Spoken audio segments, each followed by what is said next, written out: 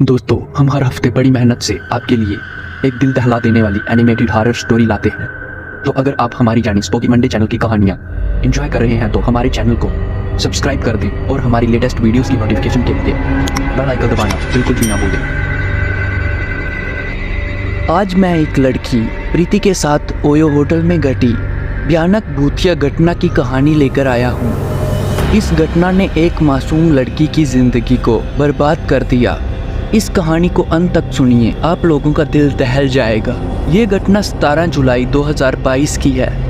प्रीति नाम की लड़की दिल्ली में रहती थी और अपनी ज़िंदगी अच्छे से जी रही थी। उसका एक लॉन्ग डिस्टेंस रिलेशनशिप वाला बॉयफ्रेंड नितिन था जो पुणे में रहता था। दोनों 3-4 महीने में मिलते थे और उनका रिश्ता 6 साल पुराना था। प्रीति को बारिश का मौसम बहुत पसंद था और जब भी बारिश होती उसे नितिन की याद आती।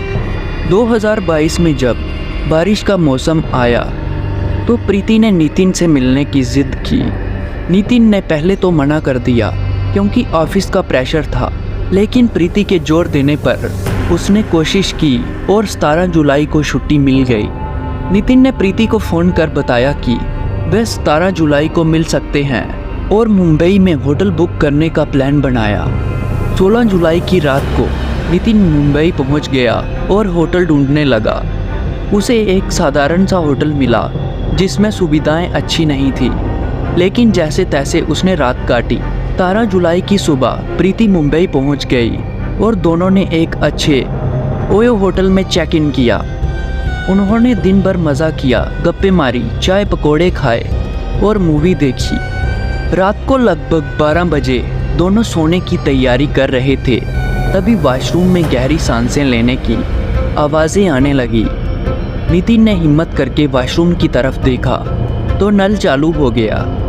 दोनों घबरा गए और नितिन ने डंडा उठाकर वॉशरूम का दरवाज़ा खोला। अंदर सिर्फ एक बिल्ली थी जिसे उसने बाहर निकाल दिया। दोनों फिर सोने की कोशिश करने लगे, लेकिन थोड़ी देर बाद टीवी के नीचे रखा टेबल हिलने लगा। उन्होंने सोचा कि भूकंप आया है, लेकिन पूरा कमरा नहीं हिल रहा था, बल्कि सिर्फ टेबल ही हिल रहा था। नितिन ने लाइट ऑन की, लेकिन टेबल हिलना बंद हो गया। फिर अचानक बेड के नीचे से वही गहरी सांसों की आवाज़ें आने लगी। प्रीति ने बेड के नीचे देखा और ज़ोर से चिल्लाई। नितिन ने भी नीचे देखा, लेकिन कुछ समझ नहीं आया।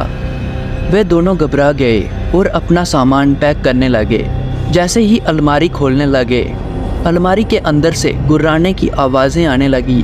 वे दोनों डर गए और बिना सामान के भागने की कोशिश करने लगे। तभी अलमारी ज़ोर ज़ोर से हिलने लगी और कमरे की सारी लाइट्स बंद हो गई। बाहर से हल्की रोशनी अंदर आई, लेकिन फिर सन्नाटा छा गया। प्रीति ने नितिन से पूछा कि वॉशरूम की तरफ से कौन आ रहा है। दोनों ने देखा कि एक काली आकृति उनकी तरफ आ रही थी। नितिन ने हिम्मत जुटाकर पूछा, कौन हो तुम? लेकिन कोई जवाब नहीं मिला। उस आकृति ने नितिन के पास आकर उसका गला दबा दिया। नितिन के चेहरे का रंग लाल हो गया और वह बेहोश हो गया। प्रीति ने उसे बचाने की कोशिश की, लेकिन वह आकृति गायब हो गई। नितिन की सांसें नहीं चल रही थी। प्रीति ने दरवाज़ा पीटना शुरू कर दिया और मदद की गुहार लगाने लगी। लोग ऊपर आए, दरवाज़ा खोला और एम्बुलेंस बुलाई। नितिन को अस्पताल ले जाया गया, लेकिन डॉक्टर ने उसे मृत घोषित कर दिया। ये घटना 2 साल पुरानी है, लेकिन प्रीति की बातों पर कोई विश्वास नहीं करता।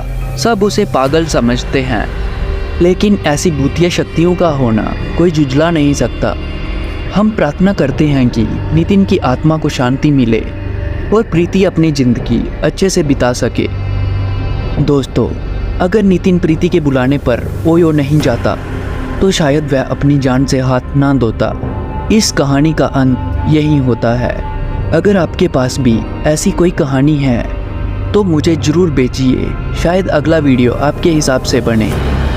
दोस्तों, अगर आप हमारे चैनल पर नए आए हैं तो हमारे चैनल स्पोकी मंडे को सब्सक्राइब ज़रूर करें।